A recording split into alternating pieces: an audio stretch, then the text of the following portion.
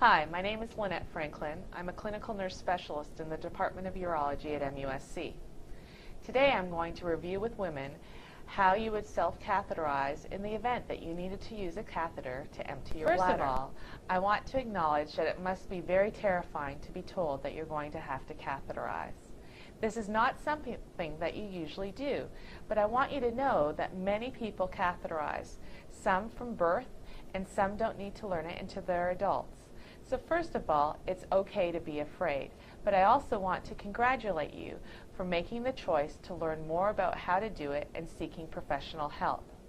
This video in no means is to exclude you from talking to a healthcare professional. I'd like to advise you to find a urologist, urogynecologist, or other provider in your area who can help you. Catheters are prescription items, and this should not be done as an experiment. Here we have a mannequin of a female pelvis. I just want to help you look and identify what's down here. First of all, if you spread your legs, the first thing you'll see is your labia.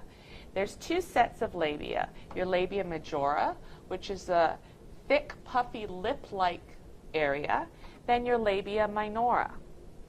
As we change with age, this area may become thinner and might not look quite as open as this area. When you separate your labia, if you hold at the 2 and 10 o'clock position, the first thing you'll see is your urethra. This is a small donut-like area. That's your hole that goes to the bladder. Just distal or away from that is your vagina. And then, outside of this area is your anus. I'd like to show you different types of catheters. They come in varying lengths. Usually women use the 6-inch. There's also the 16-inch. They have different ends on them. This is where the urine would come out. This is an end without a spigot, and this one does have a spigot. The tips also can be different. These ones are a rounded tip, or also known as a straight tip. This catheter is an example of a coude tip. As you can see, the end is pointed slightly up or down, depending on how you hold the catheter. When you insert it, the end is pointing up or towards your belly button. When you're going to self-catheterize, get comfortable. I usually teach ladies to do so on the toilet, and then they can empty their catheter into the toilet. You might also want to try lying on the bed with one leg over the side of the bed, or if you're in a wheelchair, lifting one leg up and supporting it on the arm so that you have full access to your perineum. Always wash your hands with soap and water prior to doing a catheterization. You also want to wash your perineum or your down below with soap and water. Some people use baby wipes. I don't really recommend that because that is just exposing your skin to chemicals, and after a while they may become super sensitive and it doesn't work. So just regular soap and water and a washcloth. You want to have both your feet planted on the ground with your heels down, and take some deep cleansing breaths just to relax. Get your catheter, and remember the urine's going to come out this end. So wherever that's pointed is where the urine will be. So if it's pointed on your right leg, you'll have a right wet foot. First of all, you want to lubricate your catheter with a water-based lubricant. You can find these name brands and over-the-counter brands at your local pharmacy. With your dominant hand, hold the catheter. With your non-dominant hand, at the 2 and 10 o'clock position, you want to separate your labia. Then you're going to pass the catheter into the labia approximately 2 inches. You know you've gone far enough because you'll feel urine coming out the end of the catheter. Now, I looked, but if it's you as a patient, what you can do is place your hand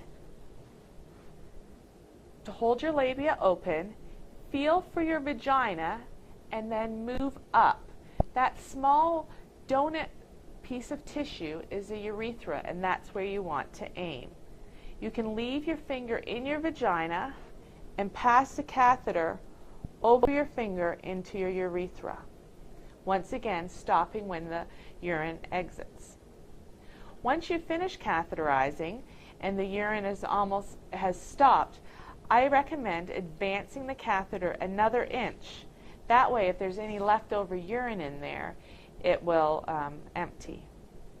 Once you're empty, gently pull the catheter out and throw it in the garbage. It should only take a few minutes from start to finish. You may experience some pain or resistance. If you do, I recommend do not try to jam the catheter in. You can make what is known as a false passage. The catheter with enough lubricant should pass easily into the bladder. If you're having problems, please go back to your healthcare provider so that they can help you find a better way to pass the catheter. Some ladies like to use a 16-inch catheter because then they don't need to sit on the toilet when they're out in public. By using the 16-inch catheter, a lady can stand in front of the toilet and drain the urine into the toilet without being seated. She could also drain it into a bottle or another device. You may experience some minor bleeding with catheterization. This is normal as long as it stops. If it continues, you want to consult your healthcare provider to ensure you don't have something else going on. Once you start catheterizing, you will always be colonized for bacteria. This means if somebody does a urine dip, you will have bacteria in your bladder. This doesn't mean you necessarily have a urinary tract infection. So if you think you have a urinary tract infection, talk to your healthcare provider.